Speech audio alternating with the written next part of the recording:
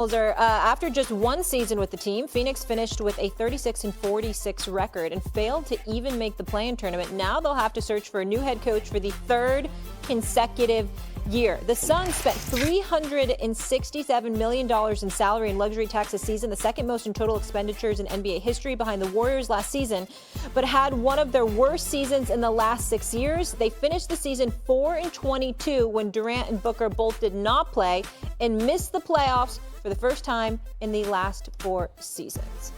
Okay, Marcus, starting with you, how much blame does KD deserve for the Suns' failed season? I wouldn't say he deserved blame, right? I think it's a collective.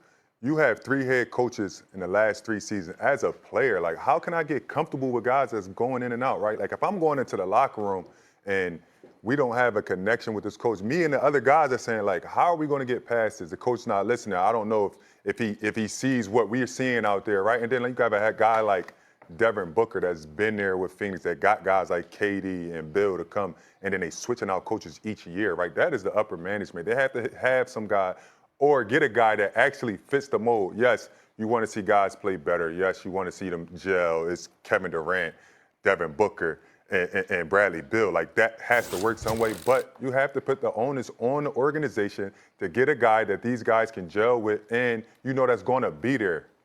So we're talking about blame pie, right? For the Phoenix Suns, it's not sweet potato. It's not a sweet pie. It's more like key lime. It's sour. So the blame pie is happening. That's what we're giving out slices to. I would say it's probably equal slices to, not only front office, coach, but players. Everyone has to take a little bit of the blame. I remember it was about a year ago, Stephen A. I don't know if you remember when I said this, but after the Suns got swept by the T-Wolves, Matt Ishbia got to the microphone and said, guess what? The house is not burning down. The house is not burning down. We have another season to get this right. Do you remember what I said on this program? I said, the roof is on fire.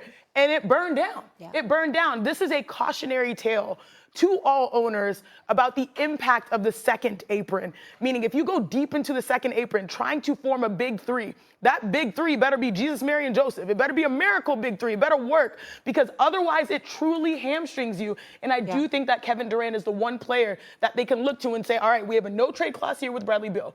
Devin Booker's our lifer. Kevin Durant, it seems like he gets the blame, even though he had still a tremendous season. 27 points per game, played 60-plus games. So I think the blame goes all the way around. Okay. I get it. Let's get this out the way. I don't know Matt Ishbia, the owner for the Phoenix Suns. Josh Bartlestein, the CEO of the Phoenix Suns. We're going to omit or remove James Jones from this equation because he was there when they went to the finals. So he obviously has a clue about what he's doing. We ain't going to put him in this mix. Matt Ishbia needs to understand that right now you are on the verge of being recognized as the worst owner in the history of basketball. That's saying a lot.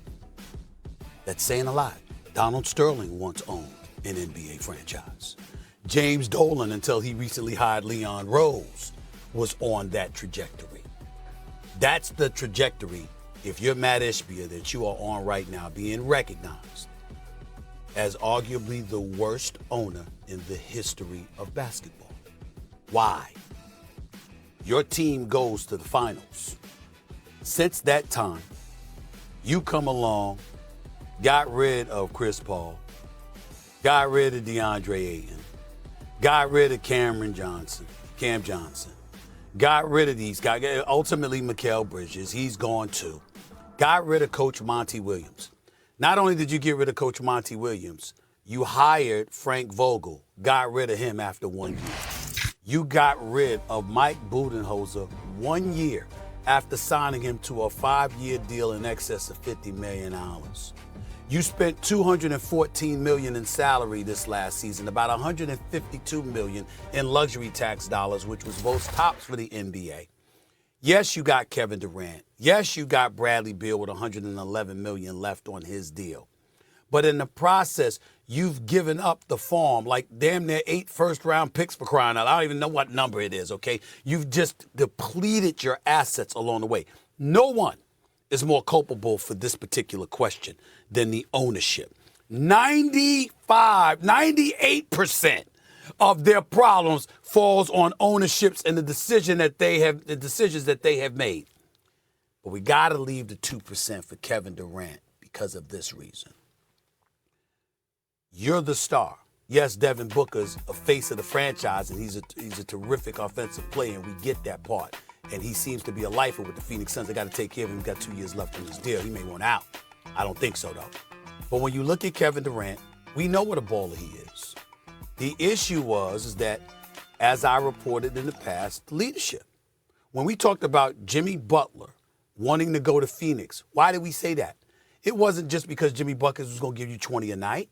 It's because you knew that in that locker room, there was going to be somebody in there that wasn't considered soft, that wasn't considered somebody that, you know what, they're vulnerable. You can get up in them. Nobody's going to stop Kevin Durant. I'm not calling Kevin Durant soft. Please don't get me wrong. The brother's a Hall of Fame, one of the greatest players to have ever played basketball. But Kevin Durant, if you sit back and talk to him and watch his interviews and listen to him talk to people, what does he do? Hoop, man, get on the court. Hoop, hoop, hoop. That's all it takes. No, it's not. Not when you're assembling a team. Not when you're nurturing a team. Not when you're trying to elevate a team to championship caliber potential. This man was in Brooklyn, and over the last 5 years, he's been swept in the first round twice. He's gone past the first round once. He's missed the playoffs a couple of times. This is one of the greatest players we've ever seen. And this brother's home in April. And it's like we can't just look at him and say, well, you give us 26, 27 a night, and you're doing your job.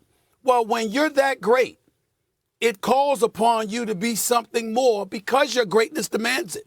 We know what he can do as an individual, but in terms of galvanizing folks to soak every bit of potential out of them, even in a bad coaching situation or a bad culture situation, it's hard and virtually impossible, as that may seem to some people. We have seen superstars in this league in bad conditions ultimately soak a little something more out of it than a 36-46 finish and being home and losing 9 of your last 10 games, even though they 3-17 without him. He on the court, that don't happen. But that's what we're talking about here when we're talking about Kevin Durant. That little element, that little extra oomph of leadership where you can soak out potential from others around you. That's what we're talking about. And that's where there's a touch of culpability. But most of it is on ownership, no doubt. I have to agree with that in a small take, but Kevin Durant has never been a leader. He went to Golden State and won a championship. You had Draymond Green that was the leader of this team.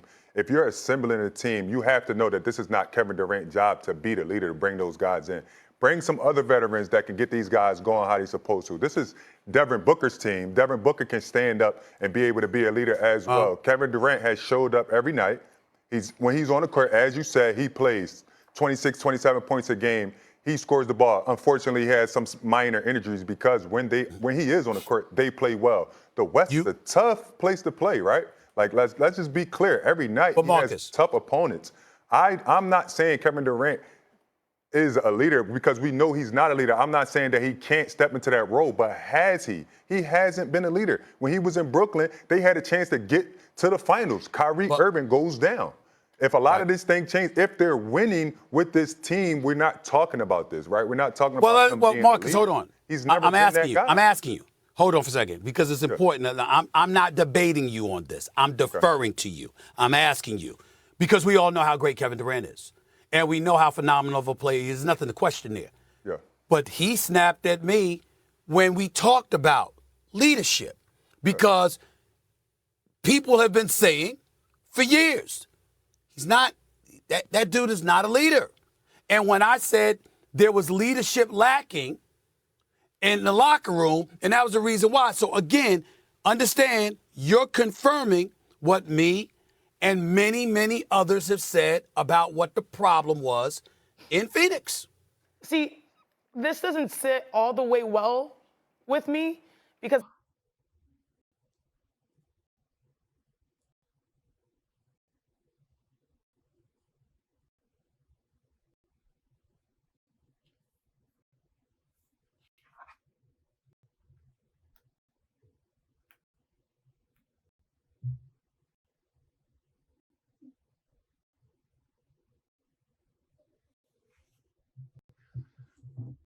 Rồi, mắc tiếp mũi nữa.